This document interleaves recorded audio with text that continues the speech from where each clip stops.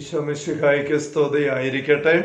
ഈശ്വരേറ്റ സ്നേഹിക്കപ്പെട്ട സഹോദരരെ, ആഭ്യന്തര കർമ്മ്യ ആത്മീയതയുടെ 150ാമത്തെ സെഷനാണല്ലോ ഇത്. 5ാം സദനത്തെക്കുറിച്ചുള്ള 13ാമത്തെ വിചിന്തനവും ഹാലലൂയ ഹാലലൂയ.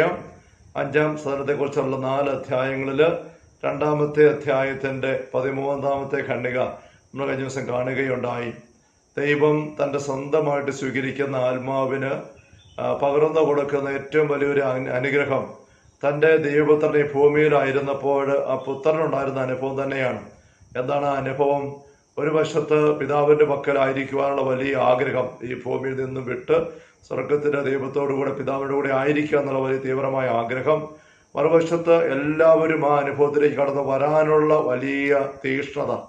ആ തീക്ഷ്ണതയിൽ ഈ ഭൂമിയിൽ ഈശോ അനുഭവിച്ചതായ സഹനങ്ങള്, കുരിശുകള്, പീഡ അനുഭവങ്ങള്, കുരിശു മരണം, ഇതൊന്നും അവിടത്തേക്ക് ഒരു ഭീകരമായ സഹനമായി അനുഭവപ്പെട്ടുണ്ടായിരിക്കാൻ സാധ്യതയില്ല എന്ന് അമ്മത്രേസ്യ സമർത്ഥിക്കുകയാണ്.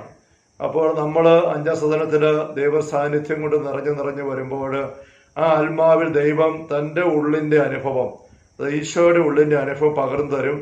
അപ്പോൾ വലിയൊരു ഞെരുക്കത്തിൻ്റെ അനുഭവം അവിടെയുണ്ട്. ആ സമാധാനമില്ലായ്മയല്ല, ഏറ്റവും വലിയ സമാധാനം അവർക്കാണുള്ളത്, ദൈവം കൂടെ ഉള്ളതിൻ്റെ സമാധാനം. അതേസമയം സമ്പൂർണമായിട്ട് ദൈവത്തെ പ്രാപിക്കാനും എല്ലാവരും ആ ദൈവത്തിലേക്ക് വരാനുമുള്ള ആഗ്രഹം. അനേകർ അതിലേക്ക് വരുന്നില്ല എന്ന് കാണുമ്പോൾ വലിയ വേദന, ദുസ്സഹമായ നൊമ്പരം. ഇതാണ് ഒരു അസ്വസ്ഥതയുടെ അനുഭവമായിട്ട് ഈ അവസ്ഥയിലുള്ള ആത്മാവിന് അനുഭവപ്പെടുക എന്ന് മദ്രസ പറഞ്ഞു വരികയാണ്. 14ാമത്തെ ഖണ്ഡിക. ഇങ്ങനെയാണ് ഈ വിഷയത്തെക്കുറിച്ച് ഞാൻ പലപ്പോഴും ചിന്തിച്ചിട്ടുള്ളത്. എങ്ങനെ? അതായത് ഈശോ ഭൂമിയിലായിരുന്നപ്പം ഈശോയ്ക്കുണ്ടായ പീഡാസഹനം ഒന്നും അവിടുത്തെ വിഷമിപ്പിച്ചിട്ടില്ലെങ്കിൽ തളർത്തി കളഞ്ഞിട്ടില്ല. എല്ലാ ആത്മാക്കളും ദൈവത്തെങ്കിലേക്ക് എത്താത്തതിൻ്റെ വിഷമത്തിൻ്റെ അത്രയും എന്നുള്ളതാണ് മദ്രസ പറയുന്നത്. എനിക്ക് പരിചയമുള്ള ഒരാൾ നമ്മുടെ കർത്താവ് ദ്രോഹിക്കപ്പെട്ട് കാണുന്നതിൽ അനുഭവിച്ചതും അനുഭവിച്ചുകൊണ്ടിരിക്കുന്നതുമായ പീഡകൾ സാക്ഷാൽ മരണത്തെക്കാൾ ദുസ്സഹമാണ്.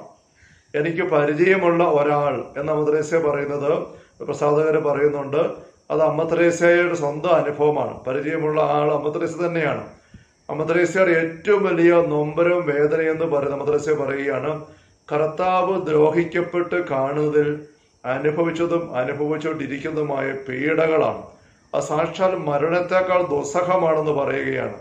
ഈശോ അവഗണിക്കപ്പെടുന്നു, ഈശോ സ്വീകരിക്കപ്പെടുന്നില്ല, ഈശോ തിരസ്കരിക്കപ്പെടുന്നു, ഈശോയുടെ കുരിശുമരണവും രക്ഷയും വെറുതെയായി പോകുന്നു, സ്വർഗസ്വനായ പിതാവിന് വേദന ഉളവാക്കുന്നു, സ്വർഗം വേദനിക്കുന്നു. ഇത് നമ്മുടെ സ്വന്തം അനുഭവമായിട്ട് മാറണം. ഫാത്തിമയുടെ കുഞ്ഞുങ്ങളൊക്കെ ഇത് വലിയ നൊമ്പരമായിട്ട് അനുഭവപ്പെടുമ്പോഴാണ് ആ കുഞ്ഞുങ്ങൾ നിരന്തരം പ്രാർത്ഥിക്കാനും പ്രായശ്ചിത്തം അനുഷ്ഠിക്കാനും ഒക്കെയുള്ള വലിയ തീക്ഷ്ണത കൊണ്ട് നിറഞ്ഞത്. വലിയ വിശുദ്ധരൊക്കെ വലിയ പ്രായശ്ചിത്തൻ്റെയും സ്വയപീഡനത്തിൻ്റെയും ചമ്മട്ടിയടിയും ഉള്ളരഞ്ഞാണവും അങ്ങനെയൊക്കെയുള്ള അനുഭവത്തിലൂടെ കടന്നു പോകാനായിട്ട് നിർബന്ധിതരായത് ഈ ഒരു നൊമ്പരത്തിൽ നിന്നാണ് എന്ന് അമ്മത്രേസ്യ ഇവിടെ സൂചിപ്പിക്കുകയാണ്. അതേപ്പറ്റി ഞാൻ ചിന്തിക്കുകയായിരുന്നു. മിശിഹായുടെ സ്നേഹത്തോട് തുലനം ചെയ്താൽ കേവലം അല്പം മാത്രം സ്നേഹമുള്ള ഈ ആത്മാവ് ഇത്ര ദുസ്സഹമായ വേദന അനുഭവിക്കുന്നെങ്കിൽ നമ്മുടെ കർത്താവ് ഈശോ മിശിഹായുടെ മനോവേദന എത്ര ഭീകരമായിരുന്നിരിക്കണം. ഈശോയോട് ഉള്ളുകൊണ്ട് ചേർന്ന് വന്ന് 5ാം സദനം വരെ ഐക്യത്തിലേക്ക് കടന്നു വന്ന ഒരാത്മാവിന് ഇതുപോലത്തെ നൊമ്പരം. അമ്മത്രേസ്യ സ്വന്തം അനുഭവം പറയുമ്പോൾ അമ്മത്രേസ്യ 7ാം സദനത്തിൽ എത്തിയ ആളാണ്. ഭൂമിയിലായിരിക്കുന്ന ദൈവത്തിൻ്റെ സൃഷ്ടി മാത്രമായ ഒരു ആത്മാവിന് ദുസ്സഹമായ മരണത്തെക്കാൾ ഭീകരമായ നൊമ്പരമാണ്. ദൈവം സ്നേഹിക്കപ്പെടുന്നില്ല, അവിടുത്തെ ആൾക്കാർ പാവം വഴി ദ്രോഹിക്കുന്നു, അവിടുത്തെ അവഗണിക്കുന്നു എന്നുള്ള ഒരു ചിന്തയിൽ അനുഭവപ്പെടുന്നത്. അപ്പോൾ ഒരു ആത്മാവിൻ്റെ സൃഷ്ടി മാത്രമായ ആത്മാവിൻ്റെ അനുഭവം ഇത്ര കഠോരമാണ് എങ്കിൽ യഥാർത്ഥത്തിൽ ആ നൊമ്പരം അനുഭവിക്കുന്ന ദൈവം എന്തുമാത്രമാണ് സഹിക്കുന്നത്, ഈശോ എന്തുമാത്രമാണ് വേദനിക്കുന്നത്. ഓരോ ആത്മാവിൻ്റെയും നാശത്തിൽ ഓരോ പാവത്തിൽ പോകുമ്പോൾ നിങ്ങൾ ആര് പാപം ചെയ്യുമ്പോൾ എൻ്റെ ഹൃദയം ഞെരുങ്ങാത്തത്, ആര് തിന്മയിലേക്ക് പോകുമ്പോഴാണ് ഞാൻ ഉത്കണ്ഠ കൊണ്ട് എൻ്റെ ഉള്ള അസ്വസ്ഥപ്പെടാത്തതെന്ന് പൗലോസ് അപ്പോസ്തലൻ 2 കൊരിന്തോസ് 11 പറഞ്ഞ് നമ്മൾ ശ്രദ്ധിച്ചിട്ടുണ്ടല്ലോ. അപ്പോസ്തലൻ്റെ ഉള്ളിൽ അനുഭവപ്പെടുന്ന ആ ഞെരുക്കം, ആ ഒരു അസ്വസ്ഥ ഭാരം, സകല സഭകളത്തിൽ ഉത്കണ്ഠ എന്നെ സദാ വേട്ടയാടിക്കൊണ്ടിരിക്കുകയാണ്. അപ്പോസ്തലൻ പറയുകയാണ്, ആ ഉത്കണ്ഠയുടെ വിഷയം ഏതെങ്കിലും വ്യക്തി ദൈവത്തിന്റെ പക്കൽ നിന്ന് അകന്നു പോകുമോ എന്നുള്ള സങ്കടമാണ്, ആ ഒരു വ്യഗ്രതയാണ്. അപ്പം ഒരു അല്പമാത്രം സ്നേഹമുള്ള ഒരാത്മാവ് ഇത്ര ദുസ്സഹമായ വേദന അനുഭവിക്കുന്നുവെങ്കിൽ നമ്മുടെ കർത്താവ് യേശു മിശിഹയുടെ മനോവേദന എത്ര ഭീകരമായിരുന്നിരിക്കണം, അവിടുത്തെ ജീവിതം എന്തായിരിക്കണം. അവിടത്തേക്ക് ബോധവും ഭാവിയും എല്ലാം വർത്തമാനകാലമായിരുന്നു. പിതാവിന്റെ നേർക്കുള്ള മഹാദ്രോഹങ്ങളെല്ലാം അവിടുന്ന് സദാ ദർശിച്ചുകൊണ്ടാണ് ഇരുന്നത്. തൻ്റെ തിരുപ്പാടുകളെക്കാൾ ഇവയെല്ലാം വളരെയധികം വിപുലമായിരുന്നു എന്നൊരു സന്ദേഹമില്ല.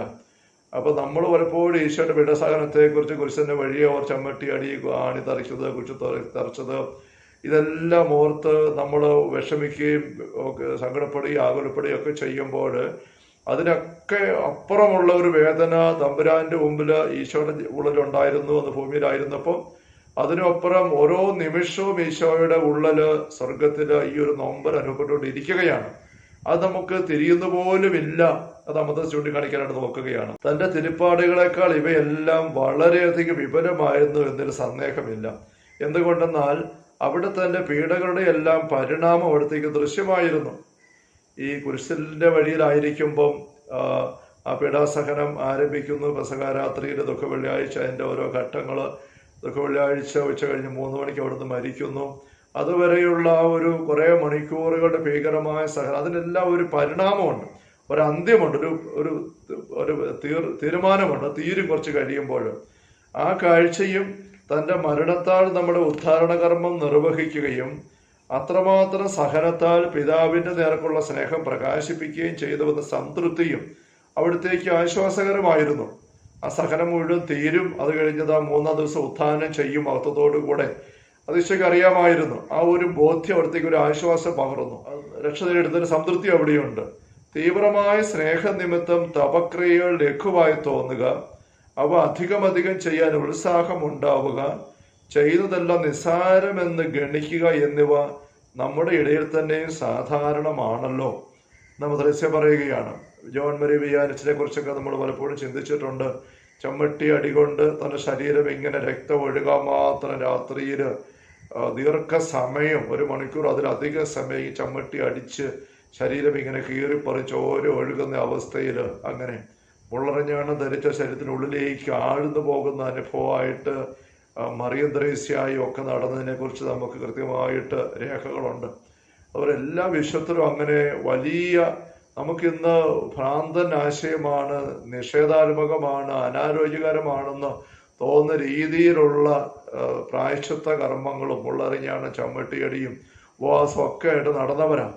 അങ്ങനെ നടക്കുവാൻ അവർക്ക് വലിയ പ്രേരണ ഉണ്ടായത്, തീക്ഷ്ണത ഉണ്ടായത് ഈ ഒരു സ്നേഹത്തിൽ നിന്നാണ്, ദൈവമായുള്ള ഐക്യത്തിൽ നിന്നാണ്. അപ്പൊ നമുക്ക് അങ്ങനത്തെ ഒരു തീക്ഷ്ണത അനുഭവപ്പെടുന്നില്ല എങ്കിൽ അതിൻ്റെ അർത്ഥം നമുക്ക് തമ്പുരാനുമായുള്ള ഐക്യം അത്ര തുച്ഛമായിട്ടേ ഉണ്ടായിട്ടുള്ളൂ. നമ്മുടെ ഉള്ളിൽ ആത്മാക്കളുടെ രക്ഷയെക്കുറിച്ച് ഒരു നൊമ്പരവും തന്നെ അനുഭവപ്പെടാറില്ല. ആൾക്കാർ പാപത്തിൽ വീഴുന്നു, പാപവഴികൾ കൂടെ നടക്കുന്നു, നമ്മളത് യേശുന്നു പോലുമില്ല.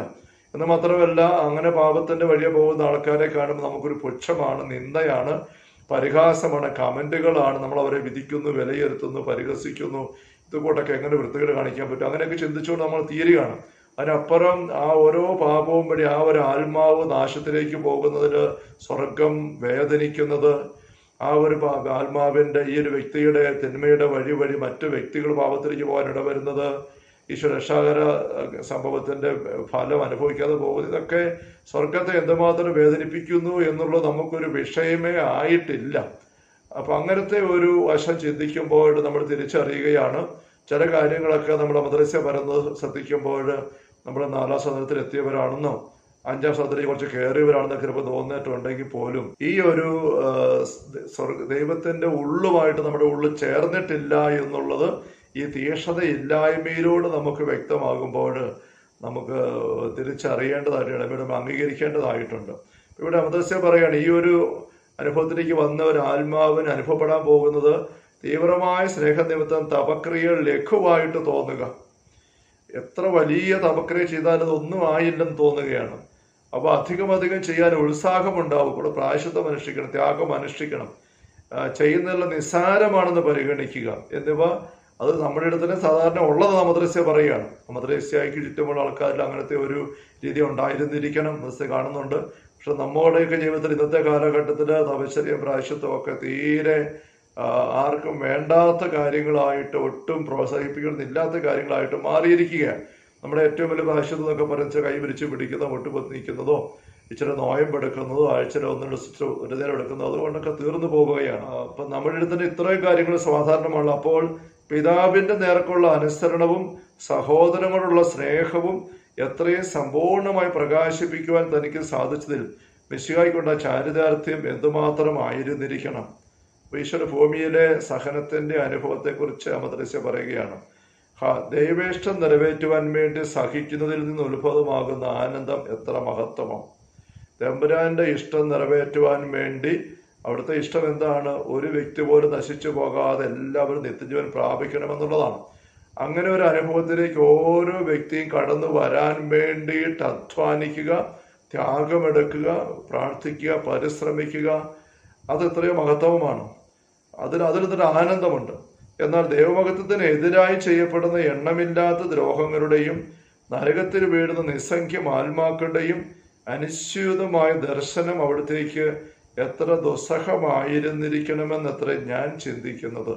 നമ്മൾ തന്നെയാണല്ലോ പറഞ്ഞു വന്ന് വിശദീകരിച്ചപ്പോൾ ഫാത്തിമയിലെ കുഞ്ഞുങ്ങൾ സ്വർഗദർശനം കിട്ടിക്കഴിഞ്ഞപ്പോൾ സ്വർഗസ്വനായ പിതാവിൻ്റെ മുഖം എന്ത് ദുഃഖപൂരിതമായിരിക്കുന്നല്ലോ എന്ന് തിരിച്ചറിഞ്ഞിട്ട് ചോദിക്കുമ്പോൾ മാതാവ് ഓർക്കുന്ന മറുപടി നമുക്കറിയാം. അനേകം ആത്മാക്കൾ ഓരോ നിമിഷവും എന്നുള്ള നരകത്തിൽ നശിക്കുകയാണ്. പാപത്തിലേക്കുള്ള നരകത്തിലേക്കുള്ള വഴിയിലൂടെ, പാപപാതയിലൂടെ അനേകർ നീങ്ങിക്കൊണ്ടേയിരിക്കുന്നു. അവിടെ ദൈവത്തിന് വലിയ നൊമ്പരമുണ്ട്, വേദനയുണ്ട്. അതാണ് ആ ദൈവപിതാവിന്റെ മുഖത്തെ ദുഃഖം വേദനയായിട്ട് ഫ്രാൻസിസ്കോ കൊച്ചിന് തിരിച്ചറിയാനായിട്ട് പറ്റുന്ന പരിശുദ്ധ അമ്മ വിശദീകരിക്കുന്നുണ്ടല്ലോ. അവിടുന്ന് മനുഷ്യൻ മാത്രമായിരുന്നെങ്കിൽ ഒരു ദിവസത്തെ ഏതാദൃശമായ സഹനം അനേകം ജീവനെ നിഹനിക്കുവാൻ മതിയാവുമായിരുന്നുവെന്ന് എനിക്ക് തോന്നുന്നു. വെറും ഒരു മനുഷ്യൻ മാത്രമായിരുന്നെങ്കിൽ ഈ സഹനത്തിന്റെ അനുഭവത്തില് പെട്ടെന്ന് തന്നെ ആ ജീവൻ തന്നെയും തീർന്നു പോയേനെ. ഗസത്തിലേക്ക് കയറാന്ന് ഈശോ പറയുന്നുണ്ടല്ലോ, ഞാൻ മരണത്തോളം അസ്വസ്ഥമായിരിക്കുന്നു, ദുഃഖവും അസ്വസ്ഥ കൂടെ എൻ്റെ ഉള്ളിൽ നിറഞ്ഞിരിക്കും, മരണത്തോളം. അപ്പോൾ ഒരു സാധാരണ മനുഷ്യൻ മാത്രമായിരുന്നെങ്കിൽ ഒരു തരത്തിൽ താങ്ങാൻ പറ്റാതെ അവിടുന്ന് മരിച്ചു വീണേനെ.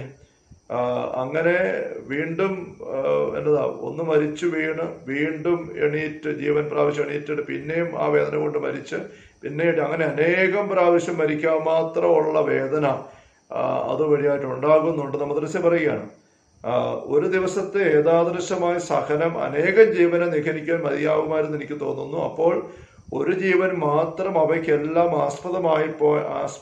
ആസ്പദമായപ്പോഴത്തെ അവസ്ഥ എത്ര ദയനീയമായിരുന്നു, ഊഹിച്ചുകൊള്ളുകയേ വേണ്ടു. മദ്രസ പറയുന്നത് മനസ്സിലായോ? അതിന്റെ ഇംഗ്ലീഷ് ഇങ്ങനെയാണ്: had he not been more than man, one day of such torment would have destroyed not only his life, but many more lives had they been his. ഈശോയുടെ സഹനം അത്ര ഭീകരമായിരുന്നു. അവിടുന്ന് ഒരു മനുഷ്യനേക്കാൾ അധികമായിരുന്നത് കൊണ്ടാണ് ആ ഒരു ഭീകരമായ സഹനത്തിൽ അവിടുന്ന് മരിച്ചു വീഴാതിരുന്നത്. ഒരു സാധാരണ മനുഷ്യനായിരുന്നെങ്കിൽ ഈ ഒരു സഹനം കൊണ്ട് ഈ സഹനത്തിന്റെ ഒരു ദിവസത്തെ അനുഭവം മതിയാകുമായിരുന്നു അവിടുത്തെ ജീവൻ തീർന്നു പോകാൻ. അപ്പൊ അങ്ങനെയുള്ള അനേക ജീവിതങ്ങൾ തന്നെ തീർന്നു പോകാൻ മാത്രം കടുകട്ടിയായ സഹനത്തിലൂടെ ഈശോ കടന്നുപോയി. അത് അവിടുത്തെ ദൈവിക ശക്തിയാലാണ് ആ ഒരു സഹനത്തിലൂടെ അവിടുന്ന് മരിച്ചു തീരാതെ പിടിച്ചു നിന്നത്, കടന്നു പോയത്. അപ്പോൾ അവിടത്തേക്ക് ഈ ഭൂമിയിൽ അനേക ജീവിതങ്ങൾ ഉണ്ടായിരുന്നെങ്കിൽ അവയെല്ലാം തീർന്നു പോകാൻ മാത്രമുള്ള ഭാരം, വേദന, ദുഃഖം ഈ സഹനത്തിൽ ഉണ്ട് എന്ന് മദ്രസ പറയുകയാണ്.